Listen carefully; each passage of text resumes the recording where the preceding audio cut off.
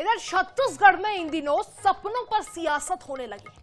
पूर्व सीएम भूपेश बघेल ने खुद को भाजपा नेताओं के सपने में आने की बात कही, तो वहीं भाजपा नेताओं ने तंज कसते हुए कहा कि भूपेश बघेल को हर समय बीजेपी का सपना आता है।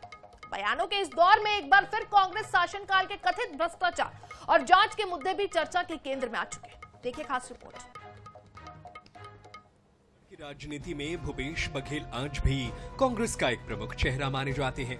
दूसरी ओर भाजपा लगातार कांग्रेस शासनकाल के दौरान सामने आए कथित भ्रष्टाचार, शराब घोटाला, कोयला लेवी और अन्य मामलों को लेकर कांग्रेस को घेरती रही है। यही वजह है कि जब भी कांग्रेस भाजपा सरकार पर हमला बोलती है, भाजपा जवाब में पिछली सरकार के कार्यकाल और उससे जुड़े विवादों का उल्लेख करती है।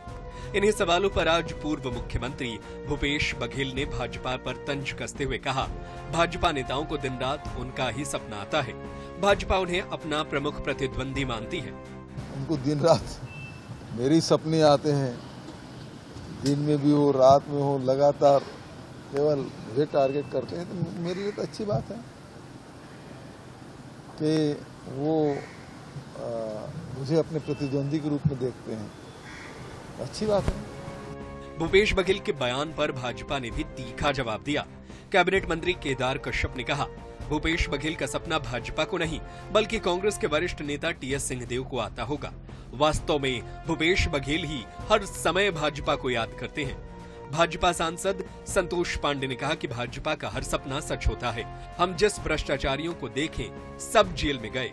उनके सपने में क्योंकि बीजेपी है, तो इसलिए भूपेश बघेल जी कहते हैं बीजेपी का नाम ले रहे हैं, लेकिन वास्तविकता ये है कि जो टीएस बाबा के सपने में बाबा बाबा बोल रहा है, क्या क्या था उस समय में नारा मुझे ध्यान भी नहीं है। छत्तीसगढ़ डोल रहा है, छत्तीसगढ़ डोल रहा है, वो तो उस समय कहा गया था। तो वो तो उनके सपने में था, हमारे सपने में कभी नहीं है। जिसे हमने सपने में देखा वो सब जेल गए। अरे आपका तो घोटाला ही घोटाला है। वाशी में भी 8 करोड़ का घोटाला करने वाले हैं, क्या आप नहीं जाएंगे? छत्तीसगढ़ की सियासत में अक्सर कहा जाता है, नेता वही सबसे ज्यादा चर्चा में रहता है जिसका नाम विरोधी सबसे ज्यादा लेते हैं।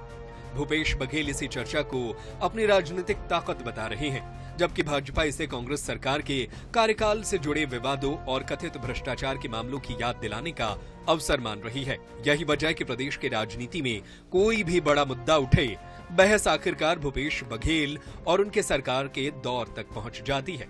फिलहाल सपनों से शुरू हुई यह जुबानी जंग इस बात का संकेत जरूर दे रही है, आने वाले दिनों में कांग्रेस और भाजपा के बीच राजनीतिक टकराव और तेज होने वाला है। गौरव शर्मा, INS 24/7 रायपुर।